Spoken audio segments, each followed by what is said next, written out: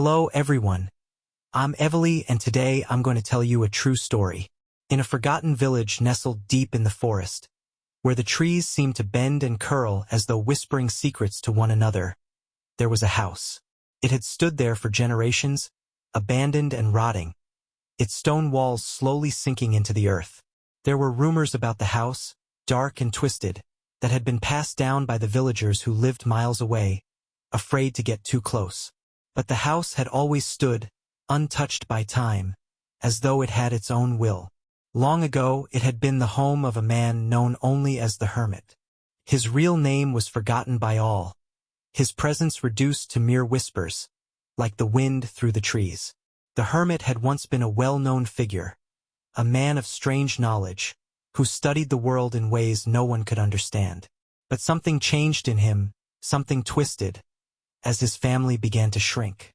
One by one they disappeared. First his wife, then his sons and daughters. No one ever heard from them again. As years passed, the village faded into obscurity, and the hermit's house was left to rot. Yet, strange occurrences began to plague the area. People who wandered too close to the house would vanish, their last screams lost in the wind. Animals that strayed near it would go missing, or return, eyes hollow, skin drawn tight against their bones. It was said that the hermit had performed terrible experiments on his own family. They were the last to ever see him, the last to bear witness to the twisted rituals he performed in the silence of his crumbling mansion. No one knew what had driven him to these extremes. Had his thirst for knowledge become so great that it turned into madness? Or was he simply evil? The house stood as a memorial to the madness that had consumed him. And so, it remained untouched for generations, until one day, a stranger arrived. Evelyn had heard the stories, of course. Everyone had. She had grown up hearing the village elders whisper about the hollow house, about the cursed land surrounding it. But Evelyn had always been a skeptic. A young woman with a fascination for the macabre, she often found herself enthralled by stories of horror. She longed to experience it for herself, to uncover the truths behind the rumors. And so, with her heart pounding in anticipation, she set out alone one foggy morning to seek the house. The forest was dense, thick with mist that clung to her skin like damp cloth. The trees towered over her, their branches creaking and groaning as if the forest itself were alive. Evelyn shivered as she made her way through the overgrown path, the sound of crunching leaves beneath her boots the only noise breaking the eerie silence. It felt as though the forest was watching her, waiting for her to make the next move. As she neared the house, the feeling of dread intensified. It stood in front of her now, its dark silhouette framed by the thick trees. The structure was a strange mix of crumbling stone and rotting wood, windows broken or covered with boards. The roof sagged, like a skull with its teeth bared. A sense of unease washed over her, but she pressed on, determined to uncover the truth. The front door creaked as she pushed it open, revealing a dark, musty interior. The air smelled of decay, of something long dead. The floorboards groaned under her weight, threatening to give way at any moment. As she stepped further inside, the weight of the house's silence pressed against her chest, each footstep echoing through the empty halls like a warning. Dust hung in the air, swirling in the weak beams of light that filtered through the cracks in the walls. Evelyn's eyes scanned the room, taking in the faded portraits on the walls. They depicted a family, their faces twisted in unnatural smiles, eyes gleaming with an unsettling intensity. The family's likenesses seemed to change depending on where she stood, as though their eyes followed her every movement. She shook her head, trying to shake off the feeling that something was wrong. She walked deeper into the house, each room more dilapidated than the last. There were signs of life here, furniture that had been long abandoned, children's toys scattered across the floor. But it was the strange symbols etched into the walls that caught her attention. They were crude, primitive markings, drawn hastily with something that looked like blood. The symbols seemed to pulse with an energy of their own, as though they were alive, waiting for something. Evelyn couldn't help but reach out to touch one of the markings. As her fingers brushed against the wall, a sudden cold shot through her body, and the house seemed to exhale a breath, a low, guttural sound that sent a shiver down her spine. The sudden movement of the shadows made her gasp. She spun around, heart hammering in her chest, but there was nothing there. Only the oppressive darkness, wrapping around her like a thick, suffocating blanket. But as she turned back to the hallway, she caught a glimpse of something in the corner of her eye. A figure, pale, gaunt, with eyes that gleamed in the shadows. It wasn't a living person, not anymore. It was something twisted, something wrong.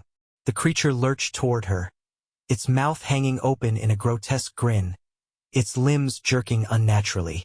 It was hunched and malformed, its skin stretched tight over its bones, leaving only the hollow remnants of a once human form. Evelyn froze, her breath caught in her throat. The creature let out a low, gurgling sound, like a laugh, but there was no humor in it. It was a cry of pure hunger, of something ancient and predatory. The air around her grew heavy, charged with something malevolent, as if the house itself was alive. Alive with the torment of those who had once lived here. She stumbled backward, knocking over a chair with a loud crash. The sound reverberated through the empty house, echoing in the thick silence. The creature's eyes locked onto hers, its movements growing more erratic, more desperate. The door at the far end of the hall creaked open, a gust of cold wind pushing it inward. Evelyn ran. Her pulse raced as she bolted down the hallway, her feet slipping on the slick floorboards. She had to get out. She had to escape. But as she reached the door, it slammed shut in front of her with a deafening bang, trapping her inside. The door slammed shut, its echo reverberating down the dark corridor like the final toll of a death knell.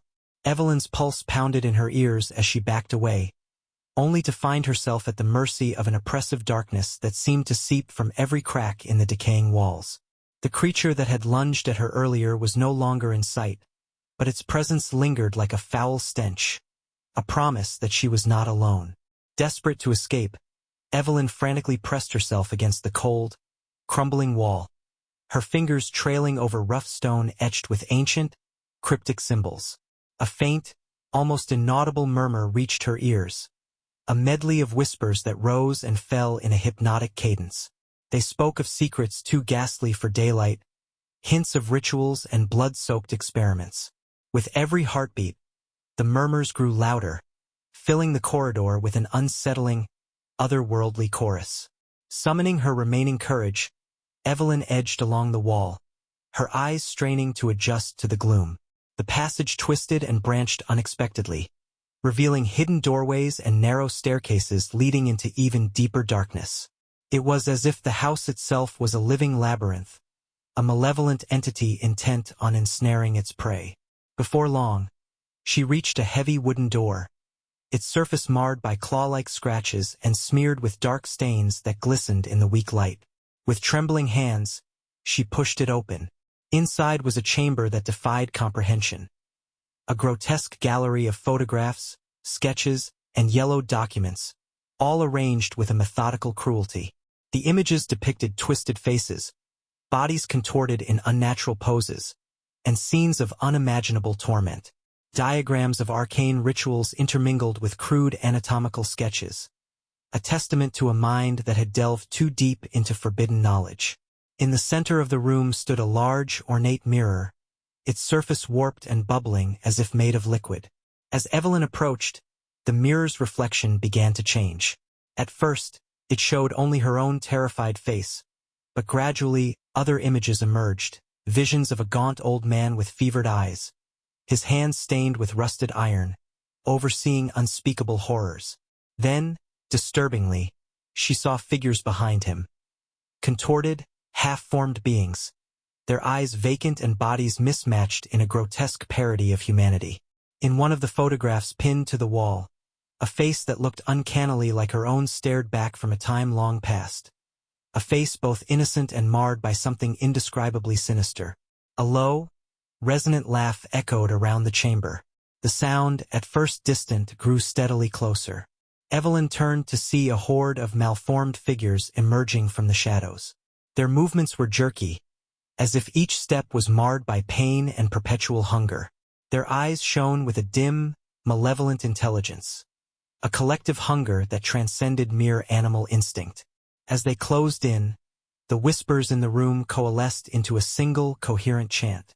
At last, the lost have found their way. In darkness bound, we rise and pray. Welcome home, dear child of night. Embrace your destiny. Join our eternal blight. The words sent a shudder through Evelyn's soul. Her instincts screamed to run, yet her limbs betrayed her, rooted in place by an inexplicable force. In that moment, the horrifying truth began to unfurl like a malignant bloom within her mind. This house, these creatures, they were not simply the remnants of a madman's experiments. They were the culmination of a legacy, a cursed lineage that had been waiting for her arrival. Every step she had taken, every whispered legend, had led to this final convergence.